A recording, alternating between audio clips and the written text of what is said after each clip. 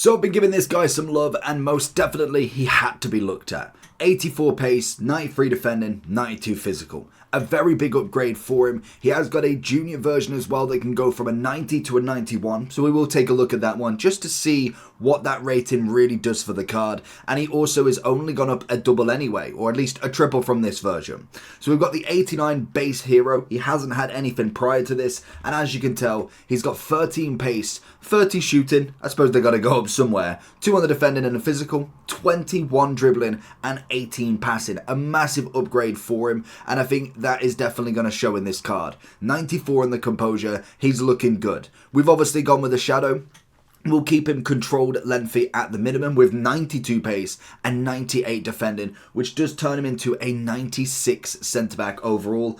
I think for what, 600 and I got him for 640? Not a bad price for him. There's a lot of centre-backs in the list as well, so that's going to be the hardest point for him, is there is just an absurd amount of top tier centre-backs as well. From Rio, Virgil, Maldini, Blanc, you've got Lucio, Company. There's just so many names you could pull out this hat, and that's just the top of the top, let alone Kohler and all of the ones around him as well.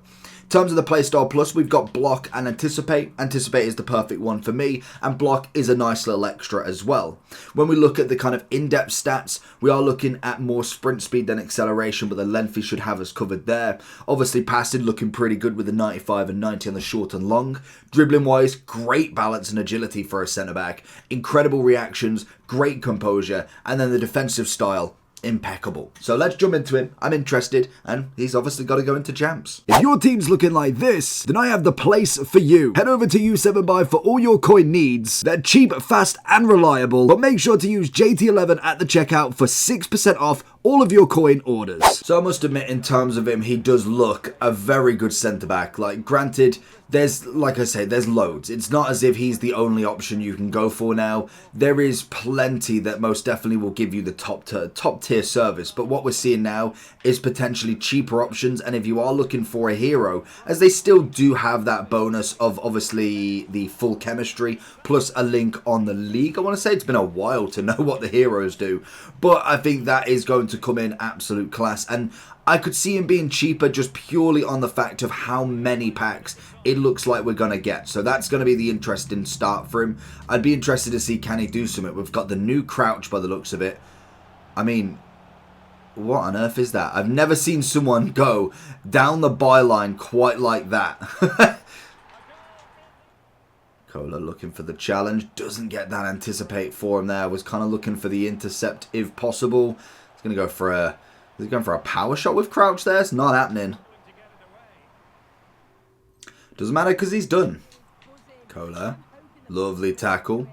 He's going to be one of them ones. He reminds me, especially from the very base version, is you've got the likes of someone like a Closer who doesn't necessarily have the pace, but has the incredible finishing. Very much like Harry Kane, like Lewandowski. And then if you threw it centre-back terms, it's kind of like your Berezis, your Nesta. Pace-wise is just non-existent, but when it comes to actually tackling and defending, he is very, very good at that. And it's unfortunately the pace meta that makes him not usable in that sense, which is what it is. How on earth is... I've never been rainbow flicked, especially by my boy. No, Rashford is not meant to be rainbow flicking me. With the passing as well, it just adds a different element. He may not have the Playstyle Plus for a passing, but most definitely his passing level is absolutely at that top quality as well, which is perfect in himself as he looks for... Oh, why didn't he pick it up? That's a very weird way of saving. He's just using his feet.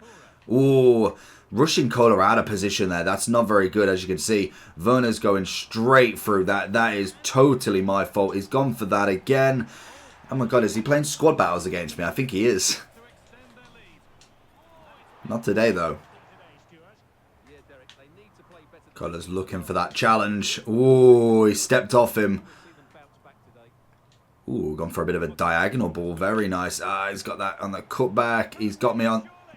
Why would you finesse that? I mean, you're so close to the byline. It made no sense whatsoever. Kohler, calm and collective as you like.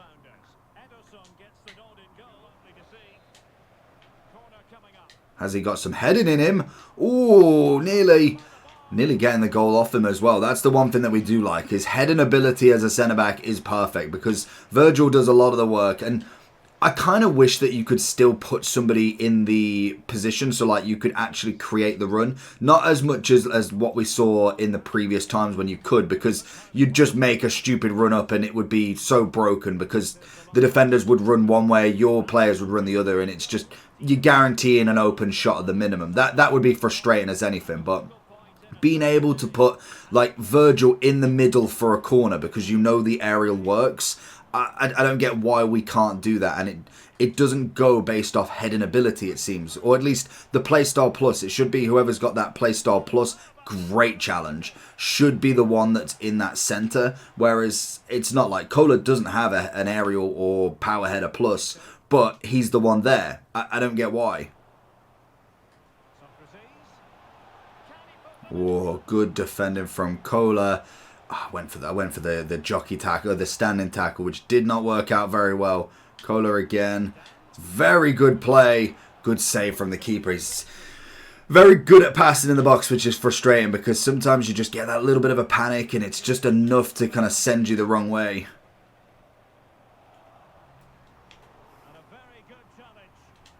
Big challenge.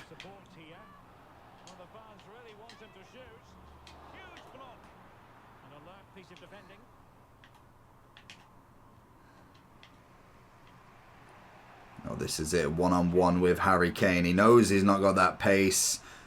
Yes, gonna say he's not gonna get round and get the shot off. It's not happening. As soon as you saw that from Kane, you just got to work your right player. If it's someone like Mbappe, take him out. Just absolutely maul him. If it's Kane, you can kind of play it a little bit more on the safer side, thinking he's not going to absolutely trounce you with pace, especially with that shadow. 92 is more than enough. He might be able to get the skills on you, but I was going to say, literally, he just done exactly what I said he couldn't do.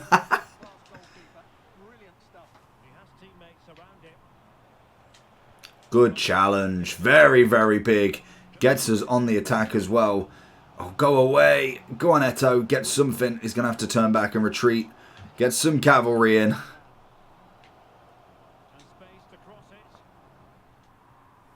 Big header away. Nice. Back to the keeper. Good play from him in defensive ability. We know how much he's going to be useful in that sort of side of stuff. So I have not a problem knowing how good he's going to be because naturally we already knew that he was a good centre-back anyway. It was more based around now, what's his pace like? What's his agility like? Is he good at passing? What is the upgrade actually done for him? Good interception from Kohler. Gets the pass off nicely. Eto, can he capitalise? He's going for the shot. It's a good block.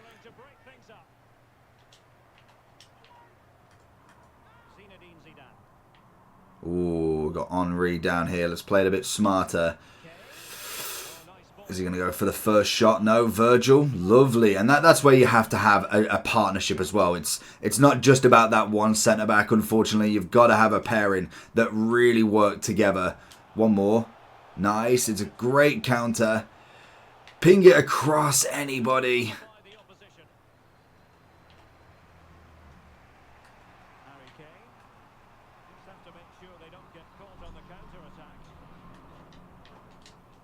Good challenge again from him. Defensive on point for him.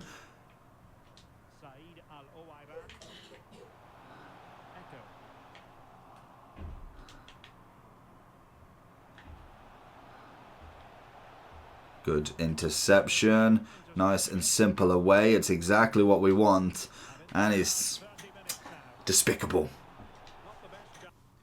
So we're going into the overall form then. 649 is the price, give or take. I think he's kind of been around about the same. In fact, he's gone up a little bit, which is fair enough to be fair. And when it comes to this card, I think it's a great upgrade. You look at the pace increase, you've got the passing, the dribbling, the defending, the physical. Like I said, he was 71 pace, 91 defending, 90 physical. He already had top-end defending physical at the start of the game. The thing that killed him off was the pace. It's always going to be the pace. The best defenders have more pace in a game.